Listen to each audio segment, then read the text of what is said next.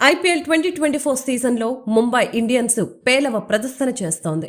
6 మ్యాచుల్లో 2 విజయాలతో పాయింట్ల పట్టికలో 9వ స్థానంలో నిలిచింది. హార్దిక్ పాండ్యా రాకతో ముంబై జట్టు రాకెట్లా దూసుకు వెళ్తుందని అనుకుంటే సీన్ రివర్స్ అయింది. ట్రేడింగ్ లో గుజరాత్ టైటాన్స్ నుంచి వచ్చిన హార్దిక్ కు జట్టు పగ్గాలను అప్పగించిన సంగతి తెలిసిందే. 10 ఏళ్లలో 5 టైటిళ్లు అందించిన రోహిత్ శర్మను కాదని హార్దిక్ ను కెప్టెన్ గా నియమించారు. ఈ నిర్ణయం తీవ్ర చర్చనీయాంశంగా మారింది. అయితే ముంబై కెప్టెన్సీపై రోహిత్ తొలిసారి స్పందించాడు. మాజీ ఆటగాళ్లు గిల్ క్రిస్ట్, మైకేల్ వాన్తో కలిసి హాజరైన ఓ ఇంటర్వ్యూలో ముంబై జట్టు గురించి కీలక వ్యాఖ్యలు మాట్లాడాడు.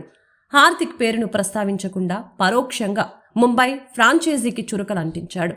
ఐపీఎల్లో ఓ జట్టును విజయపదంలో ఎలా నడిపించాలో తనకి బాగా తెలుసునని రోహిత్ అన్నాడు. గత 10 ఏళ్లలో కోచ్లు మారినప్పటికీ ముంబై ఇండియన్స్ కెప్టెన్ మారలేదని గుర్తు చేశాడు. వాంఖడే మైదానంలోని పరిస్థితులపై అపారమైన జ్ఞానం ఉందని తెలిపాడు. సీజన్ తొలి అర్ధభాగంలో వెనకపడటం, తర్వాత పుంజుకోవటం ముంబైకు అలవాటే అని హిట్మ్యాన్ చెప్పాడు.